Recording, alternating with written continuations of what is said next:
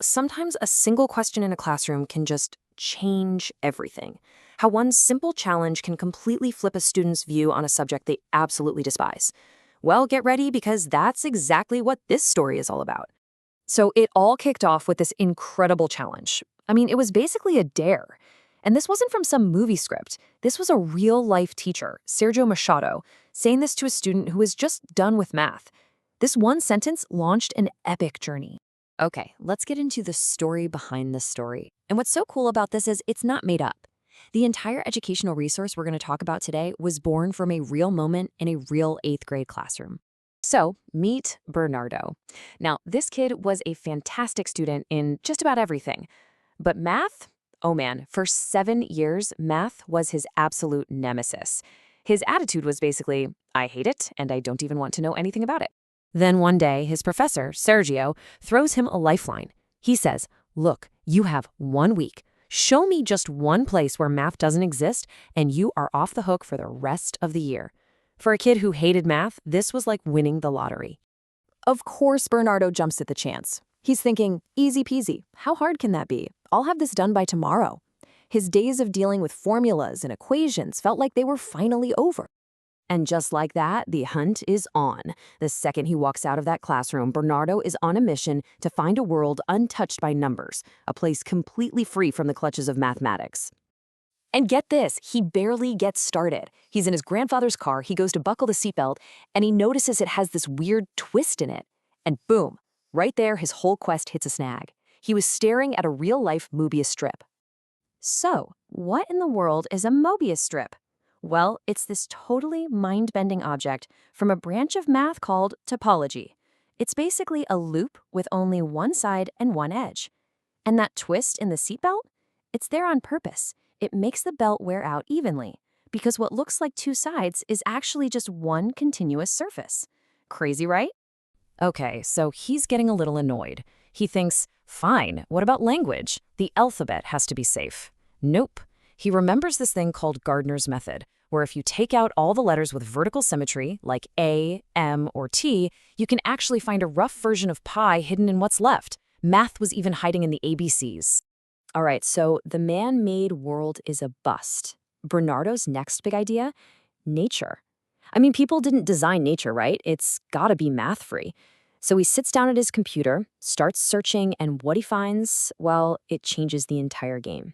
He finds something called the Fibonacci sequence. You might have heard of it. It's super simple. You start with 1 and 1, then just add the last two numbers to get the next one. So 1, 1, 2, 3, 5, 8, and on and on. But here's the thing. This simple pattern is like nature's secret code for building things. And when I say everywhere, I mean everywhere. The beautiful spiral in a nautilus shell, that's Fibonacci. And then, to show you the insane scale of this, the very same pattern shapes the arms of galaxies light years away. And it just doesn't stop. The way seeds are packed perfectly into a sunflower? Yep, that's the sequence. The massive, swirling clouds of a hurricane? You guessed it. It was like he'd found a universal blueprint for everything. So he's totally overwhelmed, takes the break, and sits down at his piano to clear his head. And then he looks down at the keys. An octave, right? You've got a group of 2 black keys, a group of 3 black keys, that's 5 total. Add the 8 white keys, you get 13 keys in the whole octave. 2, 3, 5, 8, 13. The Fibonacci sequence was literally at his fingertips. Okay, now Bernardo is really starting to freak out. Could his professor actually be right? Is math just inescapable? He has one last idea. One final place he is absolutely sure will be free of any numbers or formulas. His last resort? Religion, faith. He figures there's no way math has anything to do with spirituality. So he grabs a Bible thinking, this is it. This has to be my winning ticket. And you won't believe what he finds. A passage in the Old Testament describing this big circular basin. It says the diameter is 10 cubits and the circumference is 30 cubits. Well, what's 30 divided by 10? 3. One of the oldest known references to the value of pi. Math was in the Bible. It was game over. The professor was right all along. So the next day, Bernardo walks into class a completely different person. He tells everyone about his incredible journey of discovery.